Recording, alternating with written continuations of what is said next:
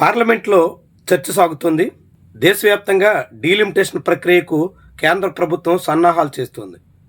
మహిళా రిజర్వేషన్ల బిల్లు ఆమోదానికి ఏ రాజకీయ పార్టీ కూడా అభ్యంతరం పెట్టట్లేదు. అయితే కేంద్ర ప్రభుత్వం మాత్రం మహిళా రిజర్వేషన్లు అమలు చేయాలంటే దానికి ముందు నియోజకవర్గాల సంఖ్య పెంచాల్సిందే అంటూ పునర్విభజనకు శ్రీకారం చుడుతోంది. అటు లోక్సభ స్థానాలు, ఇటు వివిధ రాష్ట్రాల అసెంబ్లీ స్థానాల పెంపుదల కోసం కేంద్ర ప్రభుత్వం పట్టుదలగా సాగుతోంది. అయితే కేంద్ర ప్రభుత్వ తీరు మీద, కేంద్ర ప్రభుత్వ వైఖరి మీద అనేక అభ్యంతరాలు వస్తున్నాయి. ముఖ్యంగా దక్షిణాది రాష్ట్రాల్లో ఒక్క ఆంధ్రప్రదేశ్ మినహా మిగిలిన అన్ని రాష్ట్రాల నుంచి తీవ్ర అభ్యంతరం వ్యక్తమవుతోంది. తమిళనాడులో డిఎంకే అయితే ఇప్పటికే నిరసనలకు దిగింది. నేరుగా సీఎం ఎంకే స్టాలిన్ ఆందోళనలకు పూనుకున్నారు. ఆయనే ఆ పార్లమెంట్లో ప్రవేశపెట్టబోతున్న బిల్లు పత్రాలను దహనం చేసి నిరసన వ్యక్తం చేశారు. కేరళలో ఎల్డీఎఫ్ విజయన్ నాయకత్వంలోని ప్రభుత్వం కూడా వ్యతిరేకిస్తోంది. రేవంత్ రెడ్డి తెలంగాణ సీఎం అయితే అన్ని రాష్ట్రాల ముఖ్యమంత్రులకి లేఖలు రాసి ఉమ్మడిగా పోరాడదాం అంటూ పిలుపునిచ్చారు. ఇక కర్ణాటకలోని కాంగ్రెస్ సర్కారు కూడా తీవ్ర అభ్యంతరం పెడుతోంది. సౌత్ ఇండియా అంతా ఉమ్మడిగా పోరాడాలి అంటూ డీకే శివకుమార్ లాంటి వాళ్ళు పిలిపిస్తున్నారు. ఇంతకీ వీళ్ళందరి అభ్యంతరం ఏంటి? కేంద్ర ప్రభుత్వం 2011 జనాభా లెక్కల ఆధారంగా డీలిమిటేషన్ చేస్తే దానివల్ల సౌత్ ఇండియా చాలా తీవ్రంగా నష్టపోతుంది. కాబట్టి సౌత్ ఇండియా నుంచి అభ్యంతరం వచ్చిందంటే అర్థం ఉంది. కానీ కేంద్ర ప్రభుత్వం రెండో ప్రతిపాదనగా అన్ని రాష్ట్రాల్లోనూ 50% సీట్లు ఇప్పుడున్నటువంటి వాటికన్నా పెంచే ప్రతిపాదన చేసినటువంటి తరుణంలో దానికి అభ్యంతరం ఎందుకు? యూపీలో 50% పెరిగితే, ఎంపీలో 50% పెరిగితే, ఏపీలో కూడా 50% పెరుగుతాయి. అన్ని చోట్ల 50% పెరిగినప్పుడు ఎందుకని వ్యతిరేకించాలి అనే మాట చాలామంది నుంచి వస్తుంది. ఇంతకీ 50% చొప్పునే పెరిగితే ఏం జరగబోతుంది, ఎలాంటి పరిస్థితి రాబోతుంది అన్నది మనమంతా ఆలోచించాల్సినటువంటి విషయం. ఉదాహరణకి యూపీలో ఏపీలో ఈ రెండు రాష్ట్రాల్లో తేడా మనం గమనిద్దాం. యూపీలో ప్రస్తుతం 80 సీట్లు ఉన్నాయి. 80 లోక్సభ స్థానాలు అక్కడ ఉంటే ఏపీలో 25 ఉన్నాయి.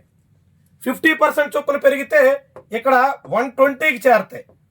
యూపీలో 50% సీట్లు అంటే 40 సీట్స్ పెరిగి 120కి చేరతాయి.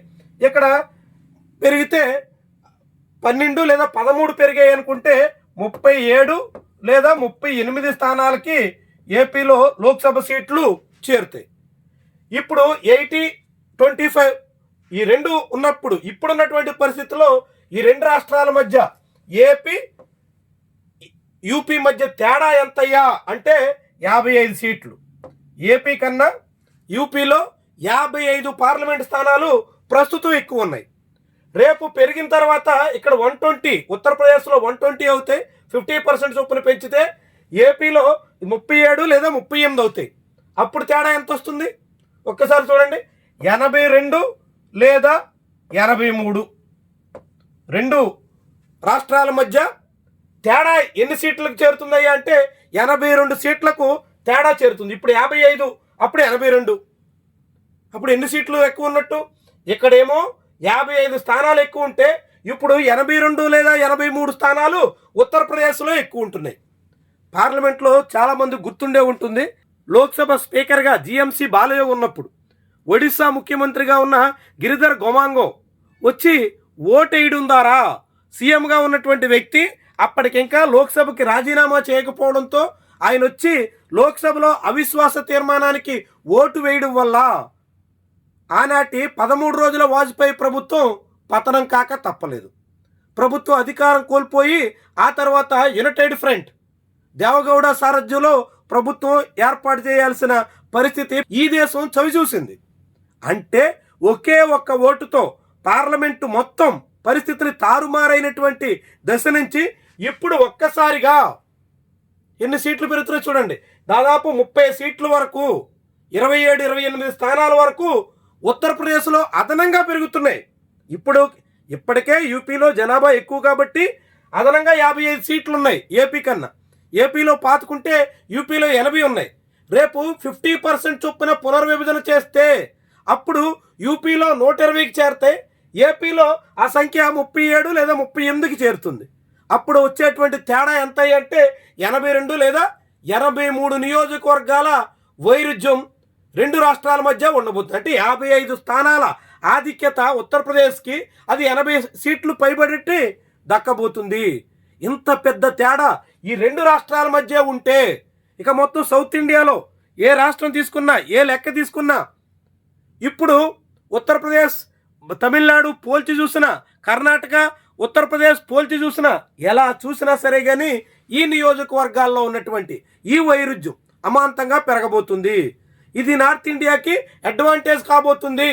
సౌత్ ఇండియా సీట్లతో ప్రమేయం లేకుండా, సౌత్ ఇండియా ఓటర్ల అభిప్రాయంతో ఏమాత్రం అవసరం లేకుండా 850 సీట్లకు లోక్సభ స్థానాలు పెరిగితే 425 మ్యాజిక్ ఫిగర్ అనుకుంటే, ఉత్తరాదిన అంటే సౌత్ 5 రాష్ట్రాలు మినహాయిస్తే మిగిలినటువంటి సీట్లన్నీ 650 సీట్లు పైబడి ఉంటే, 650లో 425 సీట్లు తెచ్చుకున్నటువంటి వాళ్ళు ఎవరైనా అధికారం వెలగబెట్టొచ్చు. సౌత్ ఇండియాతో సంబంధం లేకుండా సౌత్ ఇండియా రాష్ట్రాల్లో 0 ఓట్లు వచ్చినా, 0 సీట్లు వచ్చినా, మిగిలినటువంటి రాష్ట్రాల్లో వచ్చేటువంటి ఓట్లు సీట్లు ఆధారంగా సునాయాసంగా అధికారాన్ని నిలిపేయొచ్చు. ఇదే ఇప్పుడు కేంద్ర ప్రభుత్వం వేస్తున్న ఎత్తుగడ. అందుకే సౌత్ ఇండియాలో వస్తున్నటువంటి అభ్యంతరం. కానీ కొంతమంది మాత్రం పైకి అన్ని చోట్ల 50% పెరుగుతున్నాయి కదా, అందరికీ సమాన పెరుగుదలే కదా, ఉత్తరప్రదేశ్లో సమానమే, ఆంధ్రప్రదేశ్లో సమానమే అనే మాటని పైకి చెప్తున్నారు. కానీ అసలు మతలబ్ ఏంటంటే ఉత్తరప్రదేశ్లో పెరిగేది 120కి చేరుతుంది, ఆంధ్రప్రదేశ్లో పెరిగేది 37 సీట్లకు చేరుతుంది. అంటే 55 సీట్ల తేడా కాస్త 80 పైగా సీట్ల తేడాకి చేరిపోతుంది. ఈ సీట్ల తేడా ఇంత భారీగా పెరుగుదల ఎవరికి అడ్వాంటేజ్ కాబోతుంది? ఇదే అసలైన ప్రశ్న. ఇందుకే అనేక అభ్యంతరాలు వస్తున్నాయి. ఇదే ఇప్పుడు డీలిమిటేషన్లో సౌత్ ఇండియా రాష్ట్రాల నుంచి వస్తున్నటువంటి తీవ్ర వ్యతిరేకతకు అసలు కారణం. మీరేమంటారు? ఇదే తీరున 50% చొప్పున డీలిమిటేషన్ చేస్తే ఏం జరగబోతుంది? మీరేమనుకుంటున్నారు? ఆలోచించండి.